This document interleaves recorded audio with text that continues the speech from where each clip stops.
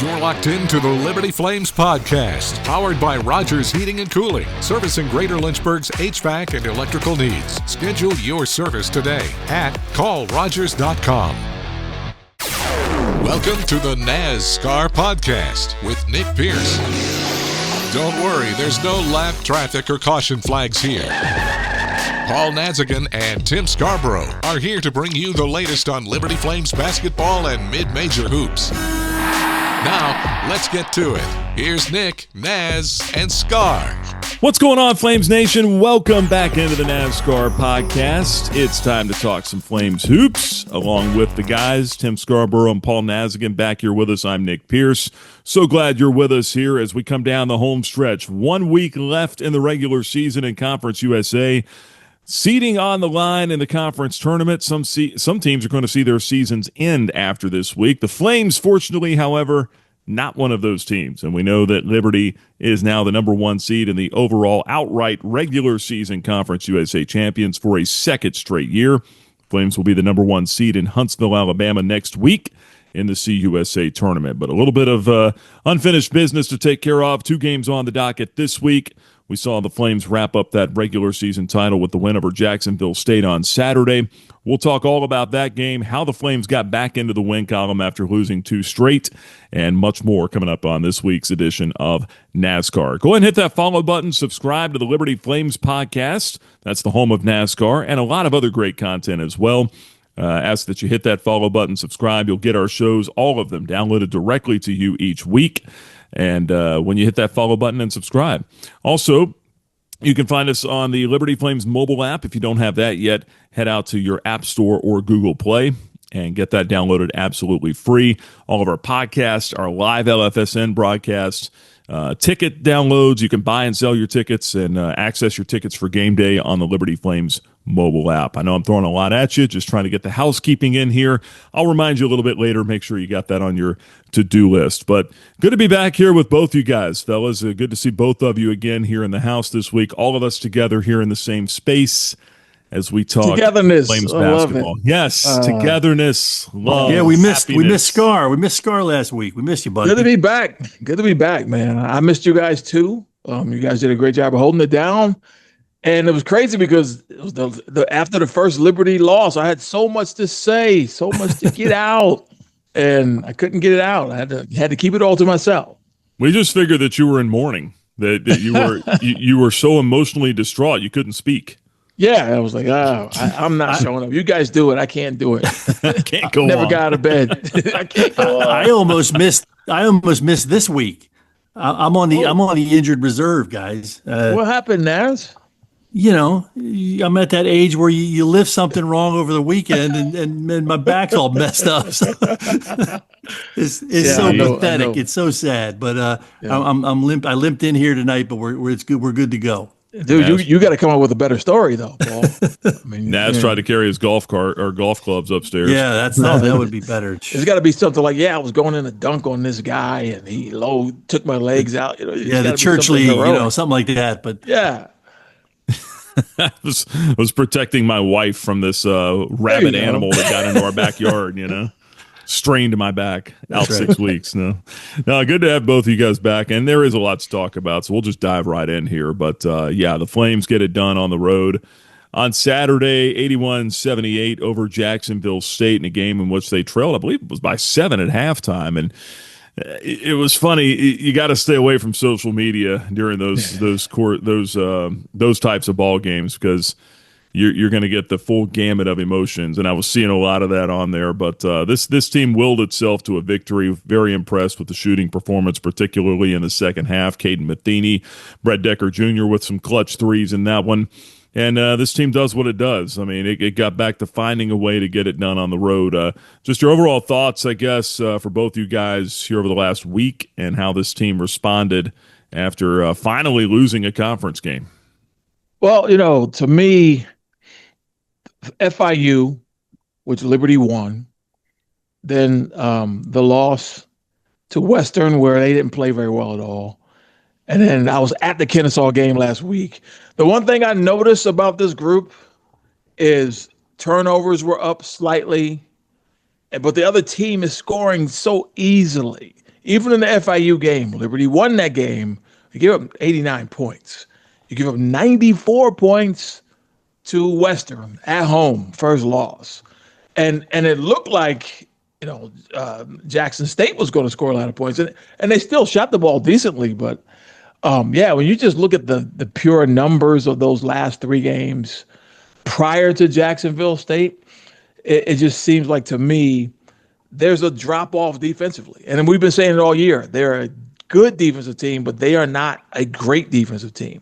And the concern going into Huntsville is something I've had all year. Is like, can they get stops when they need to get stops? One thing I do know is they can get buckets most times when they need to get buckets. Now, Kennesaw, that wasn't the case. They couldn't score late. FIU, they did. And then, Western was just garbage time at the end. And we're definitely not used to seeing this team playing garbage time on the losing end. So that was more of an anomaly. But down the stretch on Saturday versus Jacksonville State, Liberty hit 6 of their last 7 shots. That's why they win that game. They would have lost that one too if not for the efficiency on offense, because, again, they had trouble getting stops. Jacksonville State hit their last 3 shots of the game. But fortunately for Liberty, they had enough of a cushion to win the game. So that would be my concern. I mean, they know how to close, but they can't just go lock someone down when they want to. And some of that is just scouting report. Some of it is people are really, really prepared to play Liberty. Yeah, I'll start there, Scar, because you kind of set it up nicely. You come like, here's what they're facing, and I guess I want to say this in the positive, because it's like, look at what they're facing. They sit there in the locker room at halftime at Jacksonville State. They coming off 2 losses in a row, and they're on the road and they're down 7. And it's like, that's a tough spot to be. And I'm telling you, that shows the heart of a champion. Like, they come out of there and take over that second half and grind out a win, which they had only won at Jacksonville State one other time before, against a team that was hot, that was hungry. And to win that one on the road to seal the regular season championship showed a lot of guts and character. And so that was something that I thought was really impressive, and never quit. Guys stepped up again, made some great plays, hit some big shots to win that thing. Now, the reason they got in that spot was, Scar, sort of what you led into. And I think we sort of hit the Western Kentucky game last week, but the Kennesaw game, Scar, I'm right there with you. Like, going into that, I was, honestly, I was nervous, because the things that Kennesaw does the best are the things that we struggle with. Yeah, Liberty's susceptible to big rebounding teams. Yes, they lead the conference in offensive rebounding, which was a real concern. One of the best teams in the country. Yeah, one of the best in the country. And, Scar, you mentioned scoring.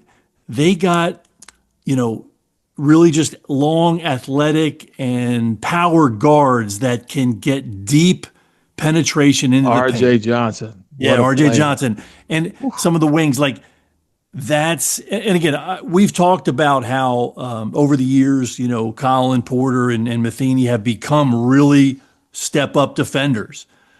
And they have. But my concern is, you're late regular season and going into that tournament, they let people play. And you saw just guys that are just willing themselves with speed and power, just driving it in deep into the paint. And they got some guys that can rise up over people. And that was, you saw the points in the paint, 30 to 22. And a lot of those were just, like you mentioned, Scar, just guys getting deep on penetration, and we just did not have an answer. So, all that to say this, like, here's the other thing. Like, they shoot the best, 61% from 3, which is not one of the better teams when it comes to shooting. At one time, they were 10 of 12, though. Yeah, so from 3. They get a little extra hot. Like, that's not them on a typical night. No. But, it doesn't take much, right? It's a 3-possession game. So it's like you hit 1 or 2 that you're not supposed to, and that propels them to victory. So, to say all that is, I'm really proud of the team. They got the win, got the regular season championship, 2 more at home coming up. But they have some things that they've got to clean up for Huntsville.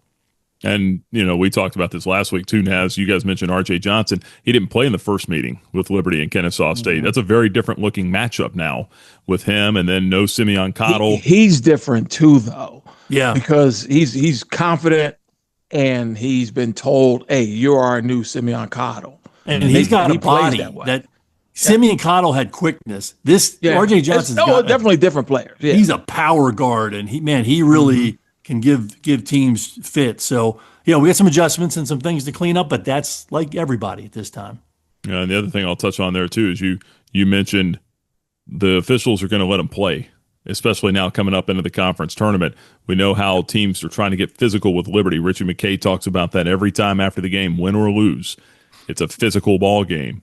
And, that Western Kentucky game, he referenced it, and he said, normally we've been able to shake off some of those guys that have been on us on the perimeter, and we just couldn't shake them that night. So it's something to keep in mind. I don't know what you do almost, 25, 30 games in to try to adjust, but you just better be ready for that physicality that you're going to see.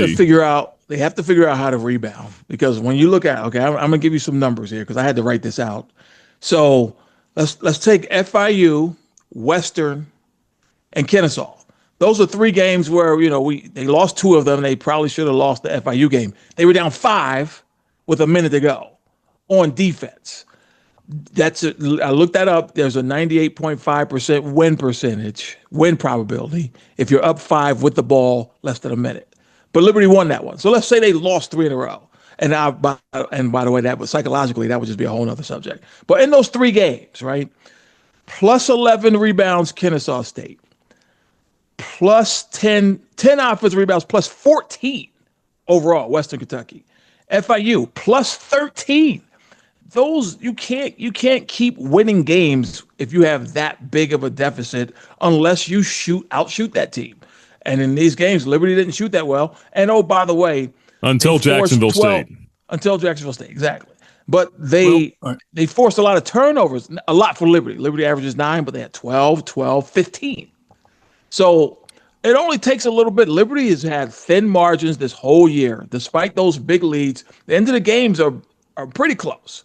So when you start looking at those metrics and then they go a little bit in the wrong way, the results are going to be what we've seen.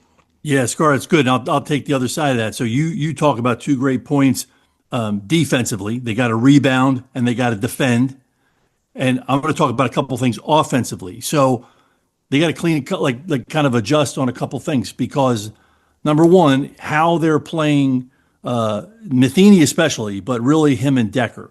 You've seen Kennesaw and Western completely sell out to a full blanket approach. Like, again, everybody came in. It didn't take teams long to realize we got to shade those guys, right? A step or 2. Mm-hmm. Then, it doesn't take the second time around. They're like, we tried to shade them and they killed us.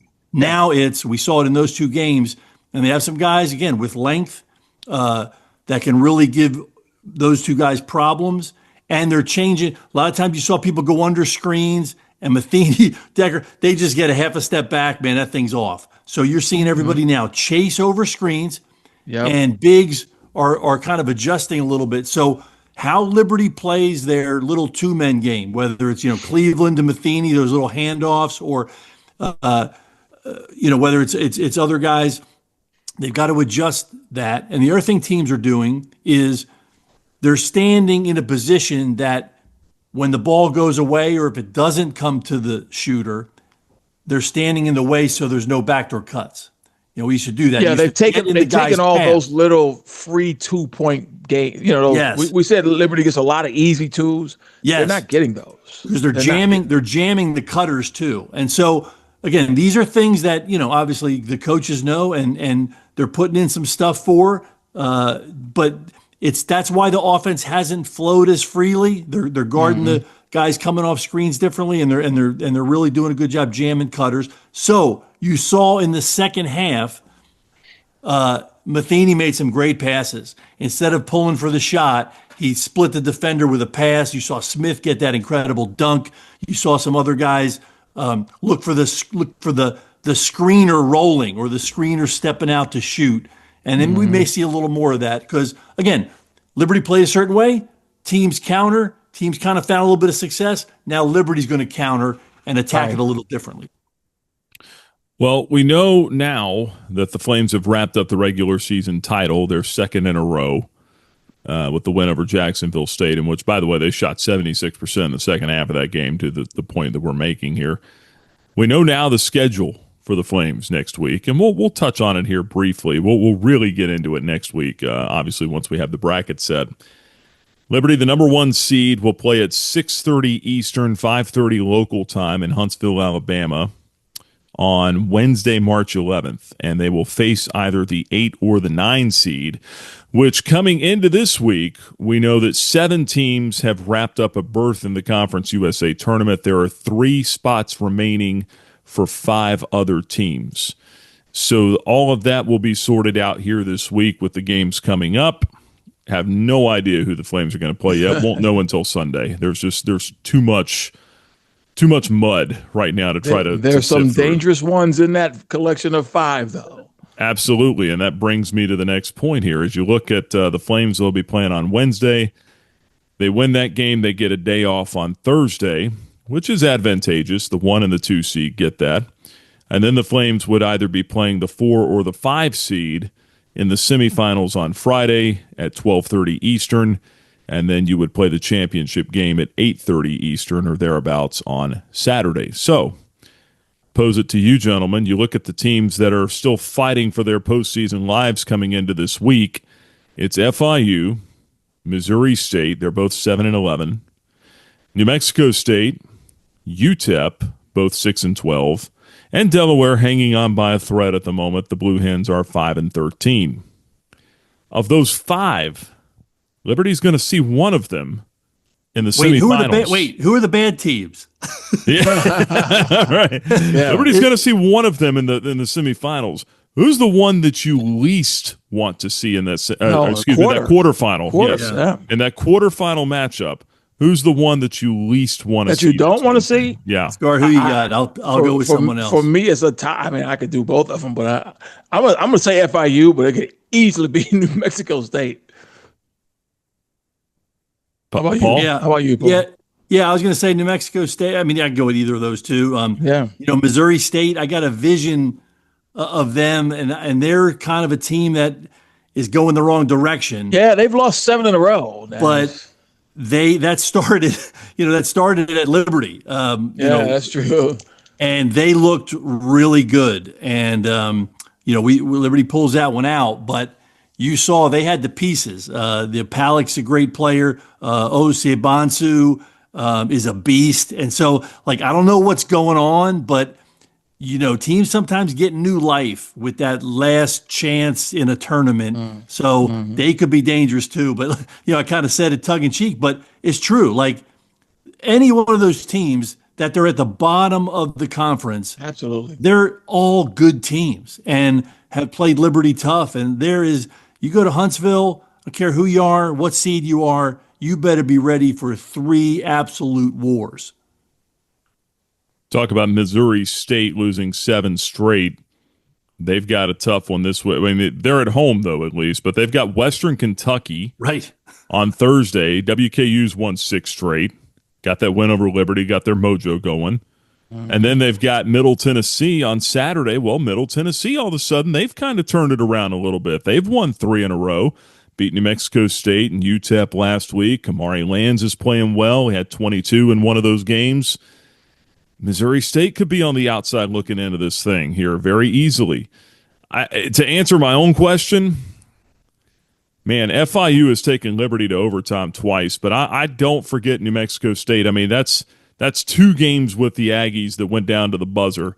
One of them, the Flames was putting up a shot to win, and they did. The other in Lynchburg, New Mexico State's putting up a shot at the buzzer to beat Liberty. It didn't go down. Yeah, I'd say either one of those. But really, any of the 5. I mean, it's tough. 5.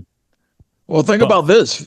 the two FIU games and the two New Mexico State games, that's 4 chances for Liberty. Liberty could have all 4 of those losses.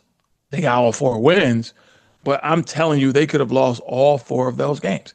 In fact, 3 of them, I believe the other team had the shot to win the game, either in regulation or overtime. Yeah. There were 5. Now it's 6. 6 one-possession wins in conference play for Liberty. 6 of the 16 conference victories. That is thin. And again, that speaks to like we were talking before. Like that speaks to the quality of Liberty team. Like guys step up and make big plays. They're experienced. They're mature. But it just shows you that it doesn't take much for the bounce of a ball or a call or a no call. And these teams are that good, regardless of record. It's quality top to bottom. Looking at some of the other matchups this week, you got Louisiana Tech coming to Liberty, and then you've got Sam Houston coming to Liberty next Saturday, or this Saturday, I should say. So that's what's ahead of the Flames. We'll get into those in a minute. Sam Houston at Delaware before going to Liberty, and then you've got Delaware. So they've got Sam Houston, they've got Louisiana Tech on the other side of that. I mean, if Delaware were to somehow beat Sam Houston on Thursday, I mean, you got to think that they've got a shot to creep back into this thing, right? Yeah, you do. Yeah, they need help, though. They need help. Yeah, right? and the help might come from out west because New Mexico State and UTEP are at home, but you know who's going out there? Jax State and Kennesaw. So it's like, if you're Delaware and you win one, those teams could lose both home games. Like, you just don't know. So, like, you can have a log jam at 6 or 7 wins, and then I don't know how they figure out. Good luck with the tiebreakers, Conference USA. So the question I had earlier, and I think I wasn't posing it one way or the other necessarily, or advocating one way or the other. If you're Liberty, you've already got everything clinched. You can't improve your situation. You're already the 1 seed. You're probably not really going to improve your situation in bracketology, right? Joe Lunardi still got Liberty at last check as a 12 seed. That was after Liberty's 2 losses. It's probably where they're going to end up. Do you maybe adjust minutes for some players this week? And Liberty didn't have this luxury last year, or even a chance to think about it, because they clinched on the last day of the regular season. So there was something to play for all the way up into the end in terms of the standings. I'm not saying do you bench guys and just hold guys out for the conference tournament, but could you see some minutes maybe sliding from 35 to more like 29, 28? Could you see that happening here this week to try to rest guys up for the battles that are coming next week in Huntsville? My conversation would start with Aaron Schreiner, the trainer, and anybody who was dinged up. I'm just going to pick a name. Let's say J.J. Harper. He's dinged up. He plays less than all those other 4 guys, though. He's playing in the 20s. Those other guys play 30 plus. Right. So, well, let's just say JJ is saying, you know what, I'm a little, I want to be good, fresh for next week. I got a hamstring, a groin, whatever. Then I would think about maybe sitting him. And here's why. Because him specifically. Now, I know he is a lockdown defender and he guards a lot of, but in the end, I'm not going to say you don't care if you win these games, but they don't mean as much. And so if it means preserving a very key player for next week and getting him 100%, I would do it. And again, that's just hypothetical. That's not anything inside information. I subscribe to the theory in college, much like with football, although football is more of a dangerous sport, so you rest them because you don't want anybody to get hurt. Basketball, you're not as concerned about injury, but what you're concerned about is being fresh and being sharp. If you go into Huntsville and you cranked it down roughly for 8, 9 days, 10 days, really. Let's say they were to sit people on Thursday and Saturday. The last game they played meaningful would have been the Saturday before. That's 12, 14 days, 13 days, right? You don't want to do that. Right. Because these are college kids. This is not pros. And it's really hard for the pros to get it going. There's a edge mentally and physically that you live on when you're competing night in and night out. And you lose that edge when you start resting people and not taking the games and the preparation the same in college. My thought would be don't do anything that's going to disrupt sort of your mental state or how you're playing. Like, I'm with you, Scar. Like, if you got a guy that's dinged, get him some rest because health is number one. But don't get so creative and don't overthink it to where you're playing some guys that haven't played, and now your rotations are different, and now things aren't flowing, and you're like, do we have a problem? And then you get in your headspace. Like, be yourself. You got to be yourself, and I think that's more important than getting 22-year-olds or 21-year like 3 or 4 extra minutes of rest. Like, these guys are loving it. They're warriors. They've been playing these minutes all year. And here's the other thing. Like, I've been watching some of the other teams' minutes, and there's a lot of teams playing their core 7, like in the 30s. So I think everybody's kind of in the same boat. So if you can rest a guy a minute, 2 here or there, great, do it. But don't do anything that's going to kind of get you out of sync and out of rhythm of how you play. And the other thing I'll add too, in just doing some more digging here this week, and no one really wants to talk about this, but I will throw it out there. Say if Liberty does fall in Huntsville next week, we know that there's no at-large bid coming, but we know the Flames are in a good position to get an NIT berth. Well, to get an NIT berth, there's some criteria for an automatic qualifier, one of which could be if your conference is in the top 12 in the nation. Conference USA is not now. Conference USA has slipped to 13 in the conference net. So that AQ qualification would be out the window. But the Flames do hold, I think it's 93, 94, somewhere around there in the net. If you're inside the top 125 on average across several rankings, the net is one, Kim Palm is another. I think there's like 4 or 5 others that they look at. If you average inside the top 125, you are a regular season champion of your conference, Flames check both those boxes, you get an automatic qualifier to the NIT. So I'm not saying that that's why you would make the decision to continue play. I think it's more along the lines of what you guys are talking about, but it is something else to keep in mind that these games do matter. There is another layer, another element of this that, if things don't go your way in Huntsville, Alabama, you want to make sure you're still playing basketball the next week. And we've talked about this before. Guys, I think the Flames have a chance to maybe hang a banner if they go to the NIT. So we're all rooting for the NCAA tournament. That's what we all want, but we don't want the season to be over with either if things don't fall your way in Huntsville, Alabama. So that's something else to keep in mind, right?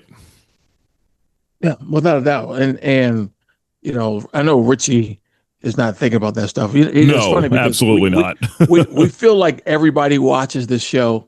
And, I met Isaiah Enan for the first time the other day. I was with Eric Sorensen, who's Tor Sorensen's dad. And I was with John Yates, who's Xander Yates' dad. And those guys were trying to tell Isaiah Enan who I was, and he couldn't care less. And about me as a player. But I was like, do you know Paul Nazigian? He does your games. He's like, who? He said, oh yeah, I know him. And I was like, and I'm Scar. He's NAZSCAR. He was like, he had no idea. So hopefully, he said he would tune in this week. So if he is, I'm happy that Isaiah Enan is out there watching. But these guys, they're not thinking about media and stuff like that. They're very focused on what they have to do, the task at hand. Sure. And I throw it out there because I know fans are thinking about this stuff too. The people that listen to us. Players, you're right. Players, coaches, they ain't thinking about any of this stuff, nor should they be. No. But it's fodder. It's something to think about as well going forward. Let's talk about the games coming up here this week, and then we'll get to our NASCAR segment, or NASDAQ segment here this week on NASCAR. Looking at the matchups coming up here this week, you got 2 with Louisiana Tech on Thursday. Feels like it's been about a year and a half since these two teams played. Liberty went down to Ruston, got a win. Made it look somewhat easy, I guess, in contrast to the other games, right? I mean, the Flames were able to kind of get away a little bit from the Bulldogs in that one. And then you've got Sam Houston, one of the hottest teams in the league, coming up on Saturday afternoon, and which, by the way, that's going to be senior day. So when you talk about, trying to rest guys and things like that, potentially those seniors are going to want to go out there and play one last time in front of the home crowd as well. So encourage everyone to get out there, support the team here this week, Thursday and Saturday. And cheer this group on. Potentially the last 2 home games in Liberty Arena this year, for sure in the regular season. But when you look at these matchups, guys, thinking back to the first meetings as well, with that in mind, what kind of sticks out? What are some things you're going to be looking for here this week? I feel like La Tech Liberty matches are well with them. Going down there and winning by 15 or whatever they did, that's, that was one of the better performances Liberty had, but also I think La Tech is not quite as athletic as, say, Kennesaw or even Middle or Jackson State in some positions anyway. So the La Tech game, Liberty they're not going to overwhelm Liberty on that glass. So that's why Liberty's able to handle a La Tech. Sam Houston, that's a really good basketball team. They've won 5 in a row, but by the time they get to Lynchburg, it could be 6 in a row. So I don't know, man. I could see Sam Houston going to Lynchburg and winning. To be quite honest. Yeah, the La Tech game is going to be interesting because it's going to be one of those classic, offense versus defense, and La Tech is they're kind of in the middle of the pack there in the conference, but they're the best defensive field goal percentage team. Like they're at the top. So that's something that they've always sort of the coach's name is escaping me here, but he's all defense, man. He just loves it. That's what their bread and butter is. And so again, for a team that's sort of in the middle of the pack and maybe a little underwhelming, they get after it defensively. And again, so that's good for us. We're going to be tested can we run our offense? Can we get the shots that we're going to need to make a run in Huntsville? So that'll be a nice matchup to watch. And then, Sam Houston, I mean, what a way to kind of finish on. They're just really, as I look at them, they've got great, it's balance. They got great guard play, and then they got that big kid Illich that gives them a legitimate, he's like the Jeff Ruland of Conference USA. There's a reference. He's big. Jeff Ruland. Wow. Yeah, like that. Big guy, back to basket, but he's really good and gives them an inside presence. And then they got some really flashy, quick, athletic guards. And again, it's funny, they've been sitting there right in second place the whole way, and it's like, I don't know, like I think they're just a little undersold. They're really good, and they've been quiet. I know Liberty's gotten a lot of the headlines because of the winning streak. But Sam Houston is legit. That's going to be an absolute war on Saturday afternoon. Yeah, Talvin Hester. Yeah, Hester. Yeah, Coach Hester. Yeah. Yep. Talvin Hester was who you were thinking of. Go ahead, Scar. No, that's what I was going to say too. Oh, yeah. But he is a really good coach. He's got a good pedigree, Kelvin Sampson coaching tree. So he'll have his team ready. But again, I just don't think they can overwhelm Liberty physically the way some other conference on the road too. So. Sam Houston scoring like 82, 83 points a game, too, going back to them. Chris Mudge's group, what a turnaround for them. You think about all those close games they lost in conference last year, and now the streak that they're on. That Bearcats team is going to be one to watch in Huntsville, Alabama next week. Scary, honestly. Yeah. No doubt. But you would have to face them more than likely to a championship game. True. So let's get to this week's NASDAQ report real quick. This is the NASDAQ report. Close your portfolio. It's not that kind of report. Naz is here with which team's stock is soaring. Show me the money! And which one is falling. Aww. Once again, Paul Nazigian. Well, the report is kind of wide open, and the report is, I don't even know what to make of this. I just know there has been some crazy stuff going on with these coaches in the college basketball these last few weeks. I'm going to throw a bunch of these out there, and I just want to get your guys' impression on some of these, but I don't know what it is. But we've had some really wild stuff. So we've got let me just run down here. We got Mick Cronin ejecting his own player and then getting on the case of some journalist. We got Danny Hurley throwing F-bombs at every other press conference after the game. I don't know what's going on. We got Travis Steele knocks over the DJ speaker going off the court at halftime. We got Fred Hoiberg smacking the phone out of the kid that's running on for a court storming. We got Penny Hardaway breaking down in tears after a loss. Did you guys see on Saturday? Todd Golden of Florida is in a cussing match with Calipari down the sideline. I mean, they're cussing each other out in the middle of a game. You got Steve Lavin fired in mid-February. Jerome Tang fired for kind of wanting to hold his players accountable. Yeah, what is happening? Yeah. Like, I really look. I feel for these coaches. It's a hard job. Now, listen, people go, yeah, they get millions of. They're paid well, and there's a lot of pressure. It's a difficult job, but I really feel, and I'm gonna wrap up here, and you guys take it. I just really feel there's an added layer of crazy uncertainty. You do not have the structure of the NCAA, of rules. They don't know who's coming and going. There's millions of dollars flying around. There's extra pressure, and it's some of these guys are not handling it well. I'm going to say, John Chaney actually threatened John Calipari's life. That's right. Back in a press conference when Cal was at UMass and John Chaney was the legendary Temple coach. He said, "I'll kill you." He meant that.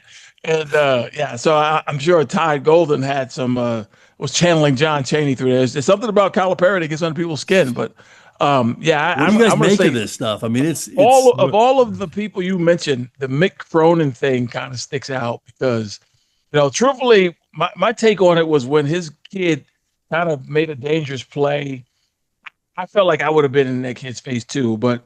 When 5'2" Mick Cronin is standing next to a 6'9" guy and he's pointing to the locker room, and I mean he tried to show him up, and that's the part.